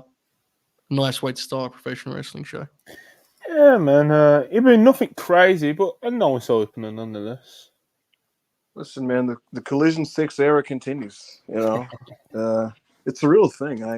I've been clamoring for a wrestling show to recreate those vibes, and I tweeted about it a couple of days ago that these 6 of the Blue League, man, they're restoring that feeling. You might as well call up Marilyn Manson and get the Beautiful People as the theme song of the show. But Yeah, this is a good wrestling match. It's just I love this in-ring core that these guys are that the show is centered around. They just have good, solid work all the time, and so like to see the floor of these matches is always like pretty high. And yeah, Claudio and Andrade just whacked each other. I got real into Andrade, and I got actually like mad. I watched this like a kid in that like when Claudio cheated, I got mad, and when he beat him, I got really mad. Then I saw the then I saw the chart, and I was like, oh, I guess, but yeah, it made all the sense. Didn't it? yeah, good opener, good opener, Good opener. bullshit, you know. And then you like read then you like read what they're like the numbers. You're like, oh, okay.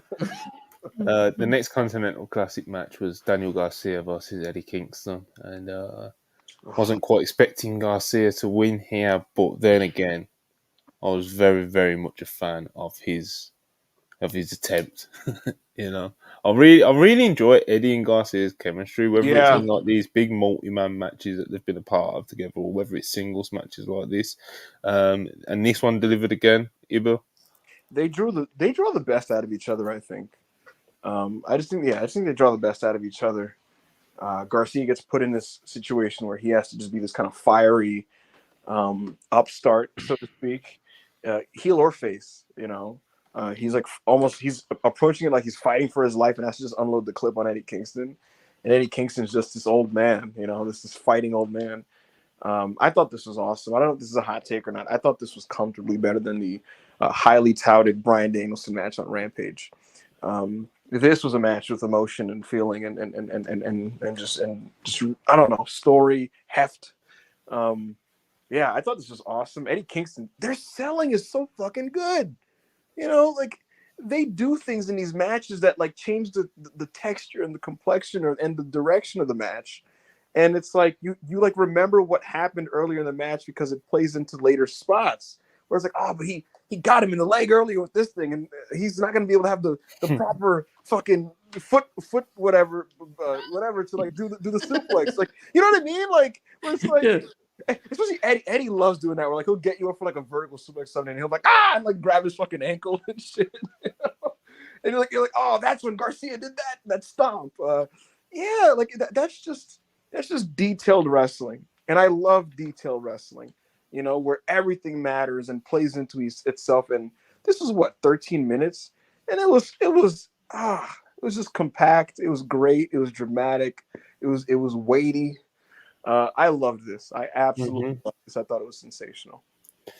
Joe, two of your very, very favorites. Yeah, they had to dunk on me after I listed this as my third most anticipated match of the night. They owed me one for that mistake because I this was my favorite thing on the show. I thought this was unbelievable. I thought Garcia has had a good tournament, but it has felt as someone who I consider myself a big fan, as you said. It has felt to me like a young guy trying desperately to get himself back on track and get back where he wants to be in every which way, right? Both in presentation and performance. It felt like he felt it here. You know, he was wrestling on instinct, I felt here. And it just so happened that was the story they were telling anyway. So it kind of had a double meaning in that regard. These guys have such passion when they wrestle against each other. Garcia is a guy that Eddie is able to kind of play like a mean veteran against, right? And kind of be a little bit of a dick. Never enough to undercut his status as a beloved babyface, but enough to tell the people you can chant for Daniel Garcia. That's what we're going for here. So, man, there's a bunch of moments in this that was super memorable, and it was just like 12, 13 minutes. Urgency, desperation, passion, selling, God forbid. That's the energy, man. That's AEW Collision, brother. You know, that's the real runs. That's what they do. Did you guys see Eddie's post-match promo? Oh, it's because Eddie Kingston is incredible, man. Yeah, and he cut this promo where he was just like, he's telling Garcia, like, basically, keep your head up and stop listening to all these fucking people.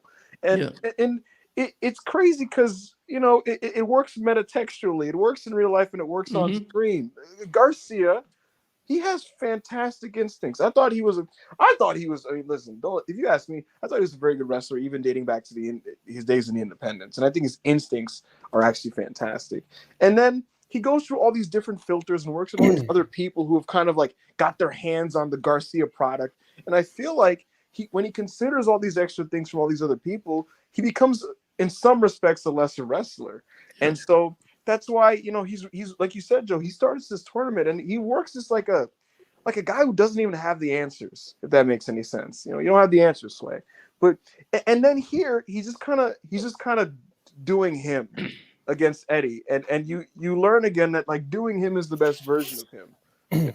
So yeah, you've directly quoted tomorrow's match guide on like 4 different occasions, which shows you how similarly we watched this match. It's kind of crazy. which like, one specifically? Word for word, like flying through his life. You have to wait until the guide comes out tomorrow. Yeah, it'll be out. It'll be there tomorrow, folks. Last Continental Classic match on Collision: Bryan Danielson versus Brody King, and my God, my God. This was a great episode. Holy shit. Oh, it's one of the best TVs of the year, man. Probably the best Collision ever. Yeah, I mean, I'm at a point with Bryan Danielson where I'm like, kind of like, what do you want from me, man? I mean, he has like every match is different and has a distinct feel, and all of them are great. This one was no different. We kind of knew what this match was going to look like, and we were excited for that reason. I thought Brody was really, really good here, man. Really brought that menace and that danger to proceedings. And Danielson, unlike any other wrestler in the world, is able to still make you feel like deeply uncomfortable about what you're watching. Mm-hmm. Thrives on creating incredibly gross professional wrestling, and he was in his bag in that regard here. My God, he was having a blast making us all feel bad for him with his eye, and he's squinting and there's blood. It was horrible, man. There's a shot late in the match where his eye is closed shut and like there's blood surrounding and it's all red, and you're like, this is nasty. Yeah, he's insane. He's the best professional wrestler of all time. So this is kind of what's left to say, man. Another great Bryan Danielson match. I have a funny little story. So I watched this whole show with a friend of mine who hasn't watched AEW in a couple months consistently. And so this match comes up, and he's aware about Danielson's injuries throughout the year. And he was kind of like, I don't know, man. He's like, is Danielson still great even after all these injuries? I said, brother, this is a sick fuck who works around his injuries, and he makes them help. They enhance his matches because he puts them. He uses it in the story of the match. And my friend is skeptical. He's like, I don't know, man. 41, his fucking arm and his eye. He's like, I don't know. Like, is he still great? And I'm just watching. I said, dude, trust me. And then midway through this match, he just goes under his breath, fuck, he's still great. He's just like, my God. Not much I can add past what Joe said. He's just amazing, and he makes you afraid of his physical condition. And Brody King is just a beast. He's a monster, and it just felt dangerous. It felt really dangerous, and it felt like Danielson like escaped with his life when he couldn't have. There's a chance he couldn't have, and in the moment at least, this felt like the match of the weekend because.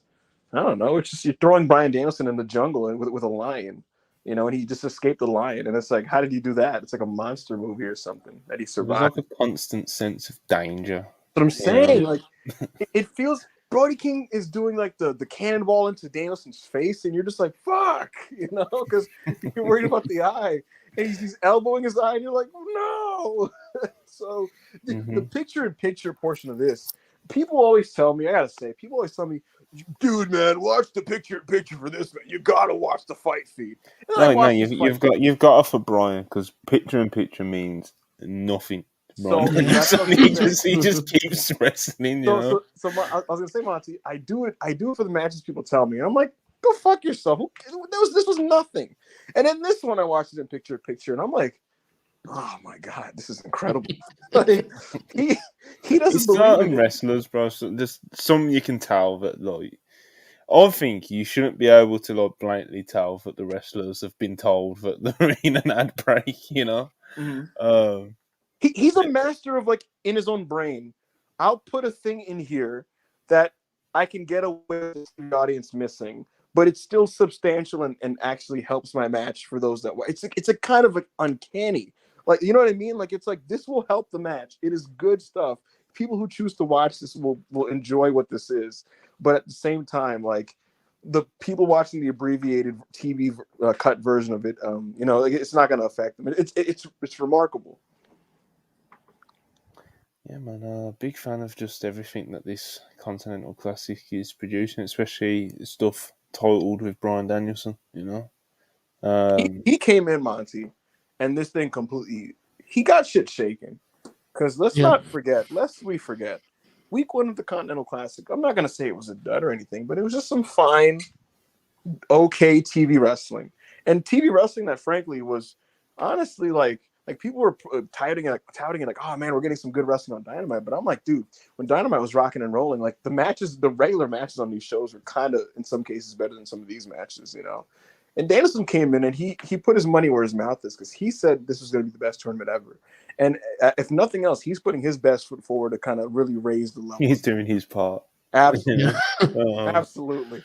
He's treating this shit like a G1. It's been great stuff. And I guess now, since we talked about the Continental Classic, match on 84, 199, who we got as the finals of the C2 right now? Okay, look, I get a lot of stuff wrong, so I'm going to just make this clear now. I was very quick on the Eddie Mox thing, which I'm sticking to, and also check the tape. Daniel Garcia is going to draw with Brody King next week. That was an early Burt prediction. Monty, you were here. I was. The world saw it. So I'm sticking to my guns in the final. King and Mox. Mox is going to break. Have you got any predictions you want to get out there?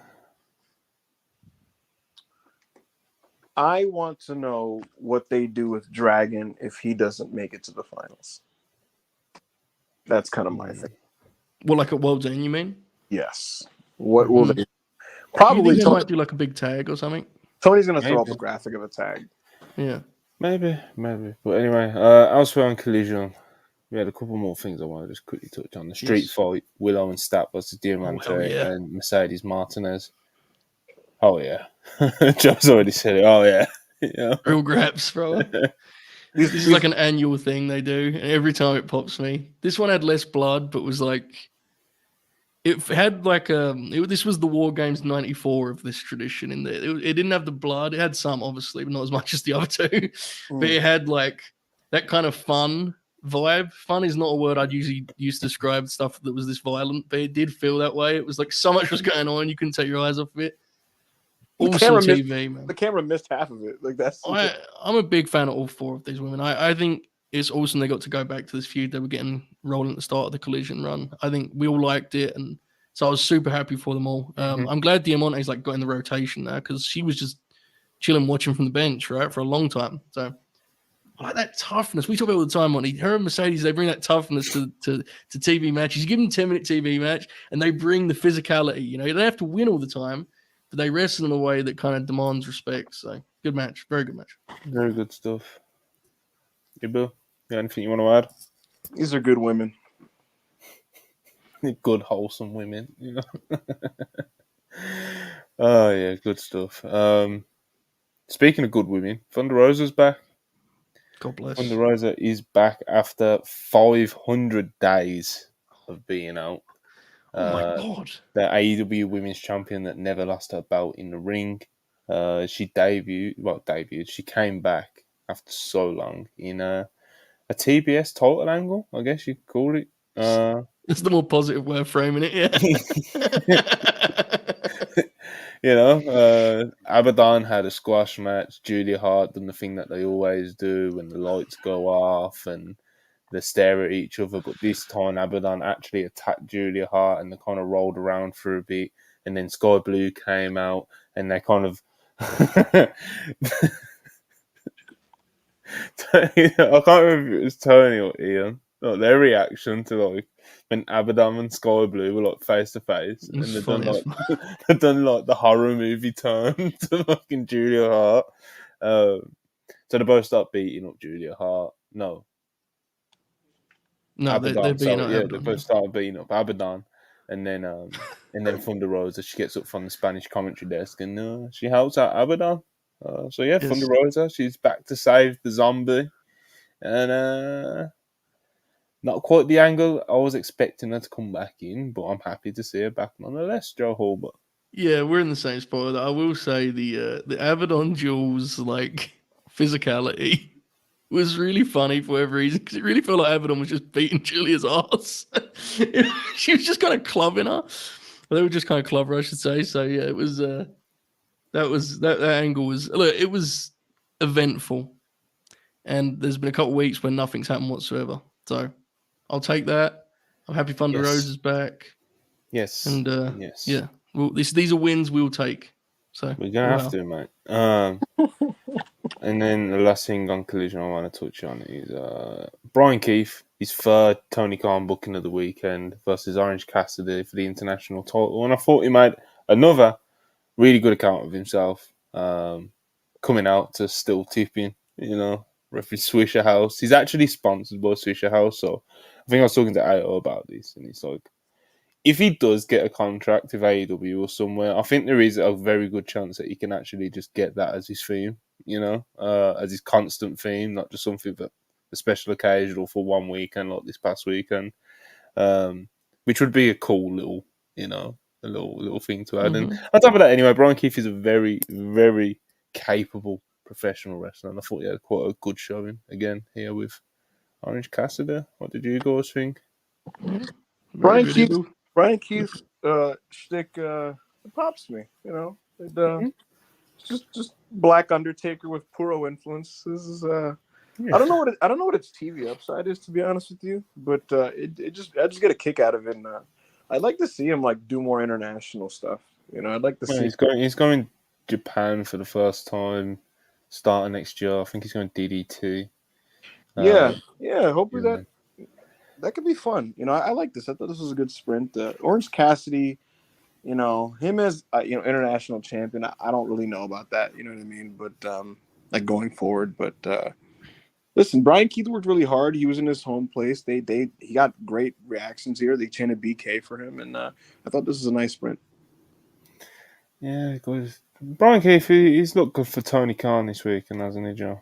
He's a very good wrestler. Very good. I think as a TV act, like there's so many guys that you're going to need to find like a specific role for him. I would really, he's a guy I would try to find someone that he could be in a tag team with for AEW TV, and then let him do some single stuff on like, the kind of the edge of AEW TV and also Ring of Honor personally. But his work is always like super sharp.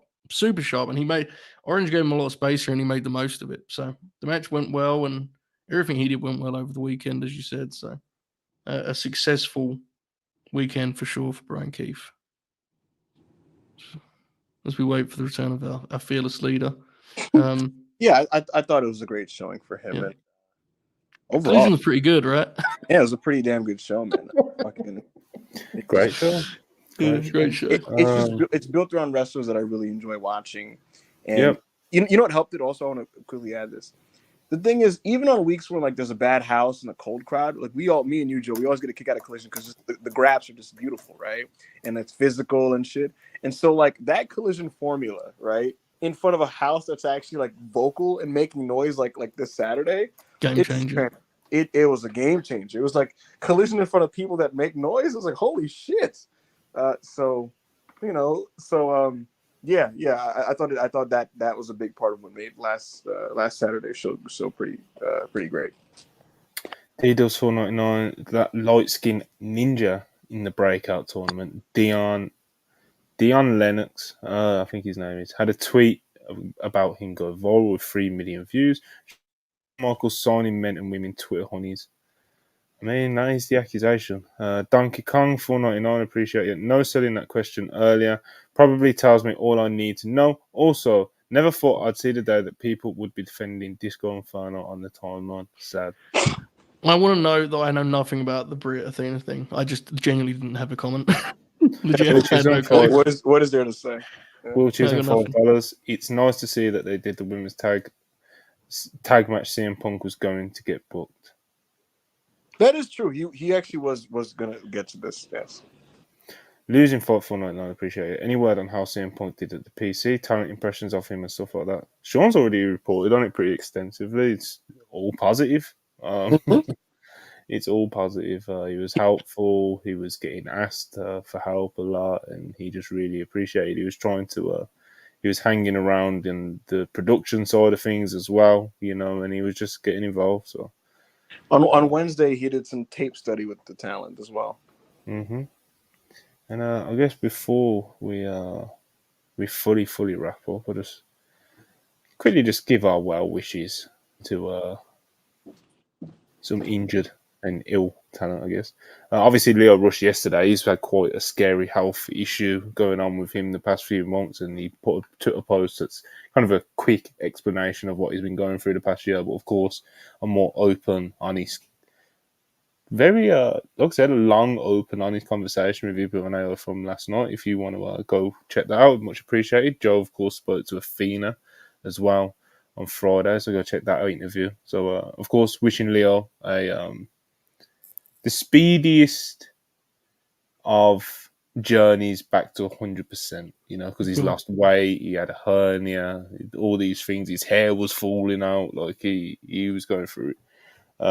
Kenny Omega, of course, revealed on Friday that he's going to be out indefinitely, which was then revealed by Sean Ross Sapp, but he's got diverticulitis, which is, it ranges quite a lot from my experience with people that I know that have it. Of course, I tweeted the other day that my mum's got it. There's other people in my life that have got it as well. But it just really ranges. So hopefully, just like he caught it nice and early, and it doesn't develop into something like brutal, because it can become brutal, And Charlotte Flair torn her ACL, her MCL, and the meniscus, and he said that she's going to be out for 9 months. So we're not getting Charlotte at Mania, which is really got him for me, because I love Stadium Ashley Flair, Joe Hulbert, and we're not getting them in 2024. So indeed, that's scary. Pretty brutal. It's scary. Pretty brutal. Hopefully she can just. Honestly, it's one of those things where you just get back healthy regardless of how long it takes. Right? It's like that's a big one. There's no reason to rush. Charlotte Flair's she's done everything she possibly would want to do. So take as much time as possible with something like that, because that's the kind of thing that if you rush, like, you're kind of running your own career death certificate. Yeah. So all the best. Yeah. It's the worst case scenario for a knee injury, which is really important. Well, yeah. You tear everything. Yeah, right. Of course. Worst case. I wonder what they do with Bianca, because she was going to work Charlotte. So I wonder what they do. It feels like Mercedes, right, bro? That is a suitable replacement for sure. It felt like things were trending that way anyway, and like that's the obvious vacancy now. So, and you would think, if anything, if nothing was fully agreed to, you'd think the company would have much more pressure now to get that done, just to be able to kind of salvage this Mania season and replace the star power of Charlotte. So, There you go. Yeah, there's a new ROH Women's TV title that Tony Khan revealed at the Saturday tapings. Any predictions on who we think is going to be holding that title first before we get out of here? If they're going to take their time with the Billy story, I could see her getting this and then both hanging belts for a while. That feels like something they may do if they're going to take the time with that story.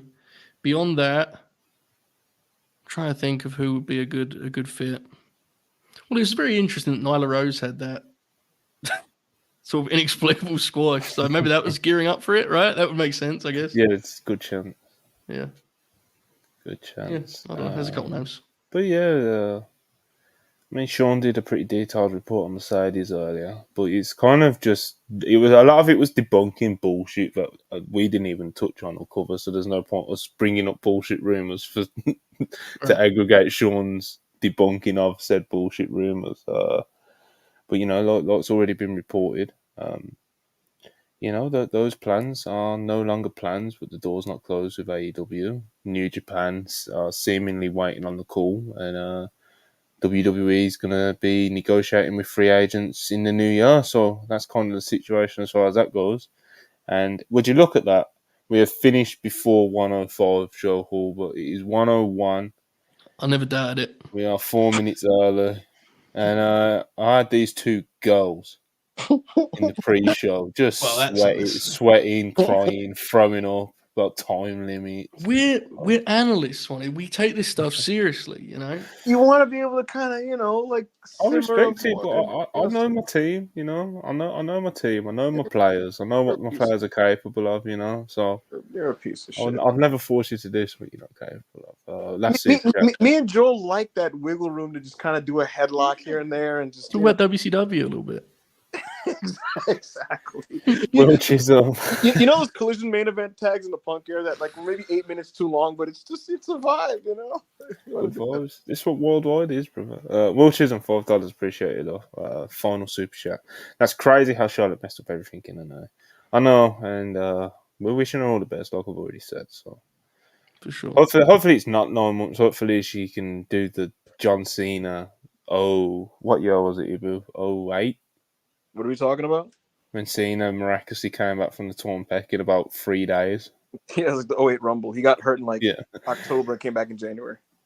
Beast. What a beast. That's anyway. I would recommend against that. And on that note, salute John Cena. And on that note, we're going to get out of here. Okay. Like, subscribe, appreciate the super chats as always. And we'll be back tomorrow. Raw review. Hopefully, Raw's a good show for Ibu and Rob. And yeah, man, again, appreciate all the super chats. Like, hopefully the Creeds look good, but I don't know about tonight. But we'll see. Hey, we want the Creeds to win, don't we, brother? You know? We'll see what happens. Tonight's show looks like they told everybody to enjoy their holidays. You know, so they sent the starting lineup home. Yeah. We'll see, man. We'll see. It's 3 hours, so we've got a long road ahead. Anyway, people, we're actually getting out of here now. So again, one last time, like, subscribe. Thanks for all the super chats, and we'll hopefully catch you tomorrow. Thanks for watching. Peace.